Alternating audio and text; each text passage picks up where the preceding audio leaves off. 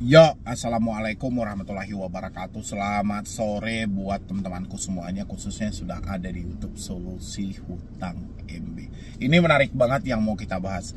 Somasi yang dilayangkan oleh pihak pinjol legal itu sudah mulai bergulir per hari ini gitu loh ya. Sampai dengan penipuan penjebolan dari Kredivo, dari Shopee, dari yang menjadi korbannya langsung. Itu luar biasa banget gitu loh. Jadi saya mau bahas itu buat teman-teman semuanya yang mendapatkan surat somasi, baik itu peringatan tagihan sampai Anda mau diproses ke jalur hukum. Anda boleh simain video ini sampai habis. Tapi seperti biasa ya, jangan lupa juga untuk disupport channel Solusi Hutang supaya channel ini makin berkembang dan saya makin semangat lagi memberikan motivasi, edukasi, dukungan buat teman-teman semuanya, terutama bagi Anda yang sudah tidak mampu bayar, tidak sanggup bayar dan habis. Buat teman-teman semuanya yang mau berkomunikasi langsung dengan saya atau konsultasi langsung dengan saya, bisa Anda klik tombol gabung yang ada di bawah nama channel. Di sana sudah saya sematkan nomor telepon saya, nanti Anda ambil untuk konsultasi khusus. Oke, yang mau kita bahas paling awal adalah soal surat somasi yang dilayangkan oleh pihak pinjol, yang mana di sini saya perhatikan buat teman-teman semuanya itu masih banyak teman-teman itu yang tidak bisa memaksimalkan pemikiran dia ketika mendapatkan tekanan, ancaman, intimidasi. Habis itu yang paling terakhir adalah mendapatkan surat somasi. Saya tanya dulu buat teman-teman semuanya, siapa yang sudah mendapatkan surat somasi per hari ini? Baik somasinya yang direncanakan akan dilimpahkan ke pihak pengadilan, sampai dengan somasinya itu adalah Anda yang diingatkan untuk membayar tagihan di pinjol. Silahkan isi di dalam kolom komentar kurang lebih dari aplikasi mana. Oke.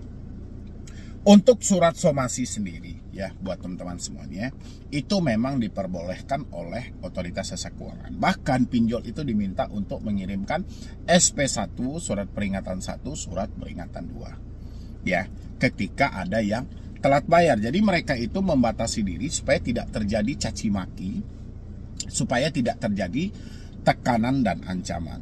Tapi kalau surat somasinya itu dimubuhi dengan pasal-pasal, baik itu pasal pidana maupun pasal perdata, teman-teman gak usah baper juga ya, karena untuk hutang sendiri itu tepatnya dijatuhkan ke perdata atau wan prestasi yang selalu kita kenal per hari ini. Kalau untuk dasar pidananya nggak ada. Itu tadi ada beberapa orang tadi itu yang mana dikirimin surat itu berupa kop surat yang laporan pihak kepolisian itu cuman dicomot-comot aja oleh debt collector. Dan lagian mereka yang mengirimkan kop-kop surat laporan dari pihak kepolisian itu mereka kan tidak menyebutkan nama aplikasi sama sekali ya. Jadi hutang-hutang itu tepatnya jatuhnya ke perdata. Lain hal Anda memenuhi unsur ke pidana, itu beda hal. Contoh pemalsuan data, pemalsuan dokumen, itu beda lagi ya. Tapi kalau real atas dasar ketidakmampuan, tidak ada unsur pidananya ya. Paham ya buat teman-teman semuanya. Jadi Anda jangan bilang lagi, "Bang, saya dikirimin somasi, Bang." Bahkan saya sudah dilaporkan ke pihak kepolisian, bahkan sampai saya sudah mau dilimpahkan ke pengadilan juga gitu loh. Jadi jangan terlalu jauh ya. Pasti mereka ketika bilangin Anda melanggar pasal sekian, pasal sekian, pasal sekian contohnya kan. Tapi di poin bawah kan saya selalu sampaikan buat teman-teman semuanya, debt collector itu ada di poin bawah. Di poin bawah mereka bilangin, selesaikan tagihan Anda sekarang juga sebelum jam sekian. Selesaikan tagihan Anda sekarang juga sebelum jam sekian. Jangan sampai ini akan jadi penyesalan seumur hidup Anda. Pasti kayak gitu. Mereka adanya di poin bawah ya.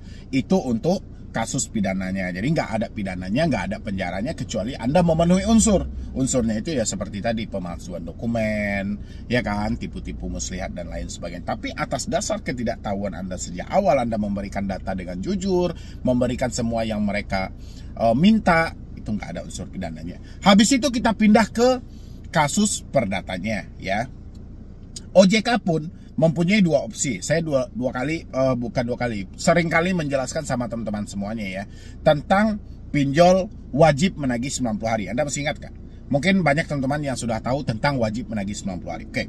Pinjol cuma boleh melakukan penagihan 90 hari. Lewat dari 90 hari, pinjol tidak boleh melakukan penagihan lagi. Pernah baca apa tidak aturan itu? Ya. Tapi ya, setelah 90 hari kan kita selalu beranggapan bahwa hutang kita lunas. Hutang kita lunas, pinjol tidak boleh menagih lagi, hutang kita dianggap hangus, hutang kita di auto lunaskan. Itu selalu yang kita pikirkan. Ditambah lagi yang sekarang-sekarang itu pinjol sudah wajib bekerja sama dengan asuransi, satu orang cuma boleh minjam di 3 aplikasi, ya kan? Pinjol tidak boleh lagi mengakses di luar dari ketentuan dari OJK. OJK hanya mengizinkan akses itu berupa camilan, kamera, mikrofon, dan lokasi. Pasti orang beranggapan ini pasti di auto lunas hari, pinjol tidak boleh menagih lagi, dan semua hutang kita dianggap lunas dan selesai. Persis seperti itu kan? Tapi kenyataannya tidak, teman-teman semuanya. Pinjol dilarang melakukan penagihan setelah 90 hari. Ya, itu secara internal. Tapi pinjol ada 2 opsi lagi. Opsi yang pertama adalah menjalin kerjasama dengan field collection, ya, atau pihak ketiga yang selalu kita kenal, atau vendor atau apalah gitu ya kan, yang jelas DC-DC dari pihak ketiga, bukan dari internal lagi.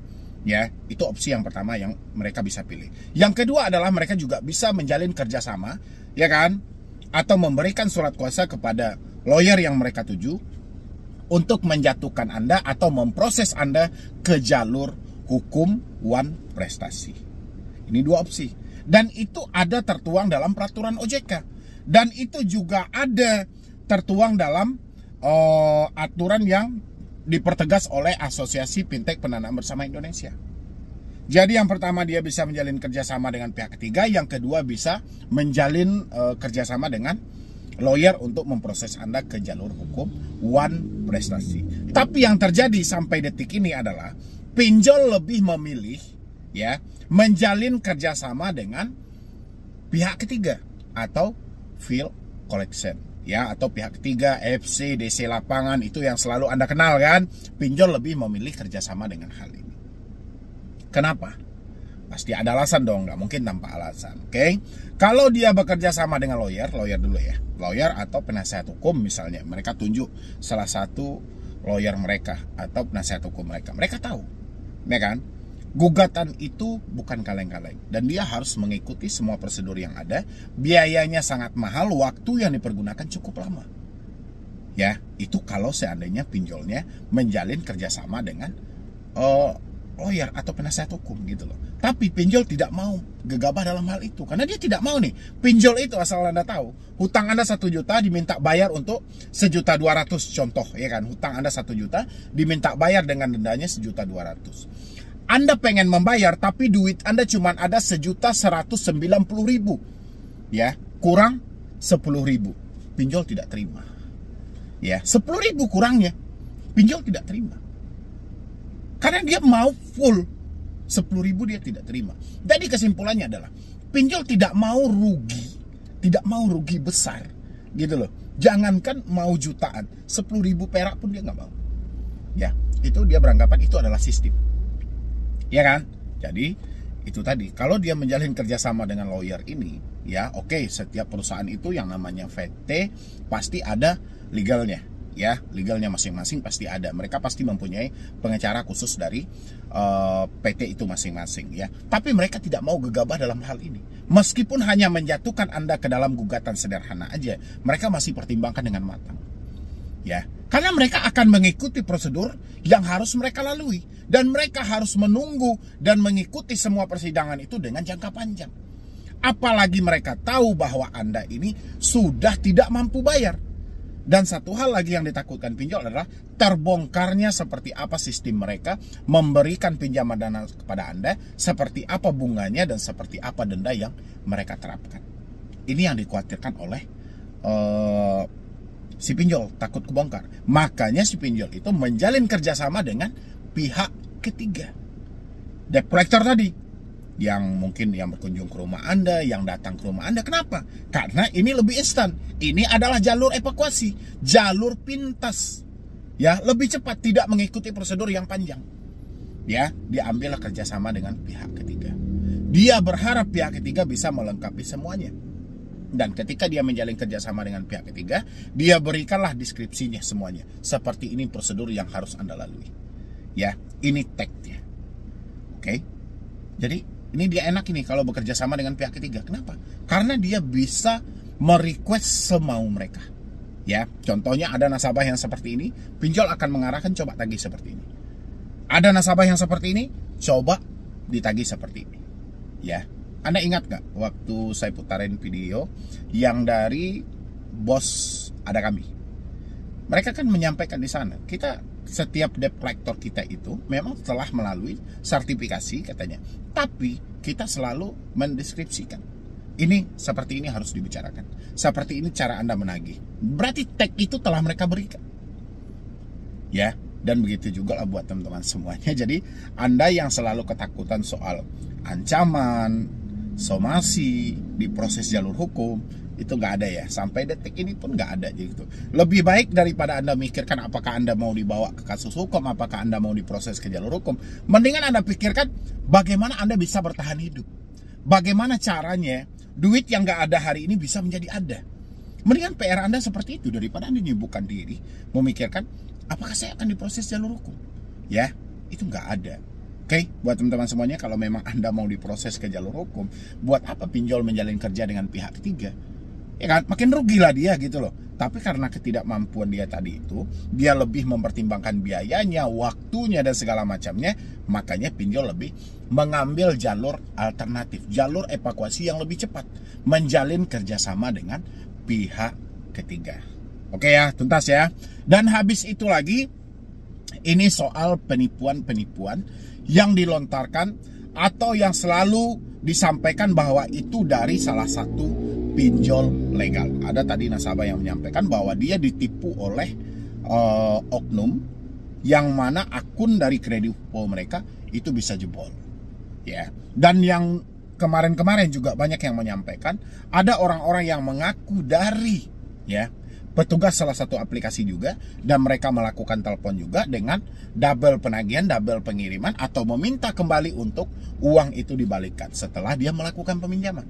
Jadi buat teman-teman semuanya itu lebih hati-hati aja, karena kasus-kasus penipuan seperti itu sudah banyak terjadi. Dan saya lebih menyarankan kalau memang akun-akun Anda itu dijebol oleh pihak-pihak yang tidak bertanggung jawab, mendingan Anda bikin laporan ke pihak kepolisian. Walaupun laporan ini tidak bisa menghilangkan hutang-hutang yang ada, yang penting Anda sudah memberikan laporan bahwa itu menyatakan benar Anda menjadi korban yang ada. Walaupun secara data itu adalah data Anda, tapi faktanya Anda menjadi korban dari penipuan tadi. Ya, kalau Anda tidak membuat laporan, itu Anda akan kesulitan untuk membantah nanti bersama aplikasinya. Aplikasi tidak akan percaya sama sekali, walaupun Anda berdalih akun Anda dijebol dan segala macam. Cuman kedepannya lebih hati-hatilah, lebih telitilah buat teman-teman yang menerima telepon, chat WhatsApp, email, dan jangan sesekali Anda membagikan kode-kode OTP, kode password, verifikasi, dan segala macam. Jangan pernah Anda berikan itu real penipuan. Biasanya mau dari pihak manapun, baik dari aplikasi pinjol, dari bank, itu dia tidak perlu meminta password Anda karena mereka mempunyai akses untuk masuk ke sana. Tapi kalau sudah penipu, pasti mereka meminta kode OTP yang dikirimkan dan segala macamnya. Ya, mungkin dari saya cuma itu aja. Bikinlah sesegera laporan ke pihak kepolisian biar Anda. Ya, assalamualaikum warahmatullahi wabarakatuh buat teman-teman semuanya. Ini menarik banget yang mau saya bahas. Tidak mau lagi membayar di pinjol legal, bukan karena dia tidak mampu, tapi karena udah malas dengan bacot debt collector. Ini akan merugi akan berdampak serius kepada pihak pinjolnya gitu loh. Itulah yang kemarin-kemarin atau dari dulu saya sampaikan, orang tidak bayar pinjol itu hanya ada dua. Ya, yang pertama memang fakta dari kehidupan dia tidak ada, ya, sudah tidak mampu bayar lagi, sudah tidak sanggup bayar lagi. Yang kedua adalah malas dengan ucapan debt collector. Terkadang bacot debt collector itu melebihi, seakan-akan dia tidak mempunyai rasa toleransi, rasa kemanusiaan gitu loh. Seakan-akan mereka sudah menjadi raja di atas segalanya. Dan ini terbukti dari curhatan salah satu follower saya juga di Instagram ataupun subscriber saya di YouTube ini. Dia menyampaikan dia sudah tidak mau lagi bayar di aplikasi kredit pintar gitu loh. Bukan semata apa, tapi karena mulut sampah dari debt collectornya, yang mereka sampaikan itu, mulut sampah dari debt collectornya seakan-akan tidak mempunyai orang tua. Karena waktu itu bertepatan dia sedang berada di rumah sakit nungguin orang tua dia yang sedang sakit. Ya memang terkadang debt collector itu memang dia tidak akan paham dengan kondisi kita seperti apa. Yang dia paham itu adalah kita membayar ansuran, kita membayar tagihan yang mereka minta sesuai dengan perjanjian yang ada. Itu aja mereka tahu. Jadi mereka tidak mau tahu dengan yang begana, yang begini, mereka tidak mau tahu lagi gitu loh. Mereka hanya peduli yang penting Anda bayar. Ya, dan hari ini ya udah ketemu gitu loh, orang-orang udah ogah lah, gue nggak mau bayar, ya udah terserah lu aja deh, lu mau ngapain juga udah. Dan akhirnya apa, ini akan berdampak serius pada aplikasinya gitu loh. Itulah yang saya bilangin, aplikasi pinjol paling tidak merekrut penagih hutang itu benar-benar yang berkualitas gitu loh. Itulah makanya kenapa ada istilahnya itu, penagih hutang itu harus mempunyai sertifikat di bidang penagihan. Kenapa? Untuk menaklukkan situasi di lapangan. Ya, jadi tidak bisa hanya bermodal bacot doang. Tidak semuanya orang-orang akan ketakutan. Karena sebagian juga mereka akan berpikir dengan logika, kalau seperti ini gue ngapain bayar gitu loh. Gue dicaci maki, gue dihina setiap hari gitu loh. Ya kan, padahal dia sedang susah juga, dia sedang darurat juga. Masa nggak ada toleransi sama sekali? Lagian mereka telat bayar pun kan juga sudah dibebankan dengan denda gitu loh. Tapi dengan caci maki, ocehan itu tajam luar biasa. Ya, itulah peringatan untuk pihak aplikasi pinjol. Oke? Ini ada curhatan. Ini dari Kredit Pintar Bang katanya. Tagihan 1 juta belum saya bayar Bang, karena benar-benar sakit hati sama DC perempuan yang kalau ngomong kayak nggak punya orang tua. Waktu itu saya masih di RS nungguin ayah saya dirawat. Oke.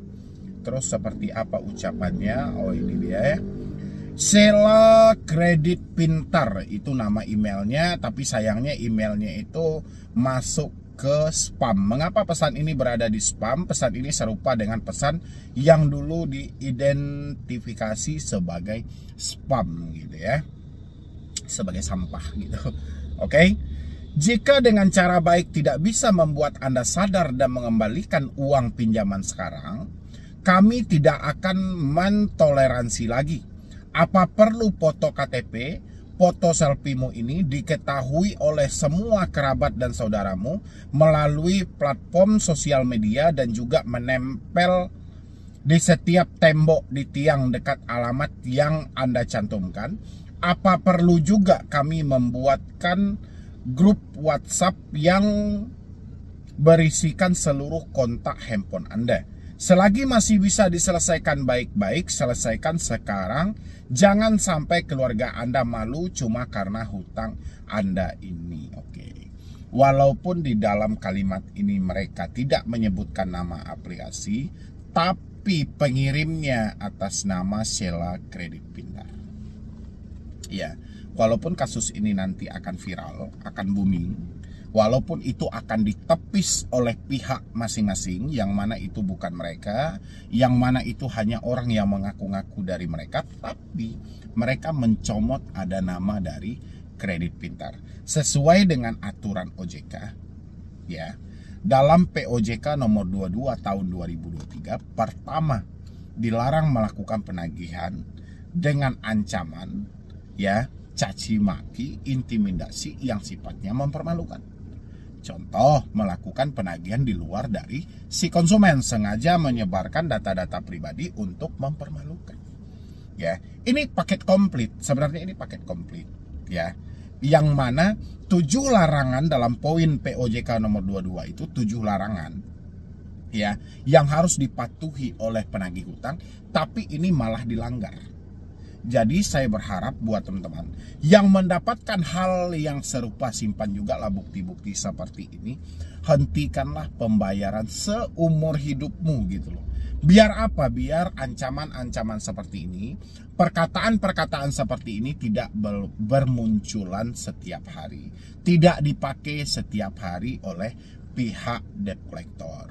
Yang mana terkadang hal-hal seperti ini dipakai setiap saat oleh debt collector karena dia selalu berhasil ketika mengucapkan atau menyampaikan kata-kata yang seperti ini. Berhasil membuat orang ketakutan, berhasil membuat orang kepanikan, berhasil melakukan penekanan terhadap orang-orang yang mau mereka tagih. Itulah mereka memakailah kata-kata itu untuk berulang-ulang kali, ya. Supaya apa? Supaya kalaupun Anda tidak ada uang, terjadilah gali lubang tutup lubang. Kalau Anda tidak ada uang, pasti Anda akan mencari talangan-talangan dana, baik itu pinjam uang ke tetangga maupun menjual aset-aset yang ada. Ini kebiasaan dari kita juga. Terkadang kita mendapatkan chat-chat seperti ini, itu selalu kita berusaha mati-matian untuk melakukan pembayaran. Sehingga debt collector merasa berhasil. Dipakailah selalu kata-kata yang seperti itu. Makanya mulai dari sekarang, mulai dari detik ini, tanggal berapa sekarang ini? Tanggal 26 ya, tanggal 26. Itu Anda harus berhenti membayar ketika Anda mendapatkan chat seperti ini, tapi ada mereka mencomot-comot nama dari salah satu pinjol legal. Walaupun nanti kalau kasus ini viral pun itu tidak akan dibenarkan sama sekali. Pasti mereka akan mencoba berusaha untuk menutupi. Ya, sayang banget, ini sebenarnya harusnya sudah pekerjaan dari otoritas jasa keuangan karena mereka lah yang menjadi kiblat dari semua perbankan yang ada di Indonesia. Oke? Kami tidak akan mentoleransi lagi apa perlu foto KTP, foto selfie-mu diketahui oleh semua kerabatmu. Ini kan kurang ajar gitu loh. Iya kan? Sama aja dia melakukan penekanan, ingin menyebarkan data, dan inilah yang disebut dengan tekanan, disebut dengan ancaman. Mereka berupaya untuk mengancam kita, menekan kita dengan berbagai versi untuk mengambil suatu tagihan. Ya, tapi teman-teman semuanya nggak usah ketakutan, nggak usah kecemasan juga. Jadi hal-hal seperti ini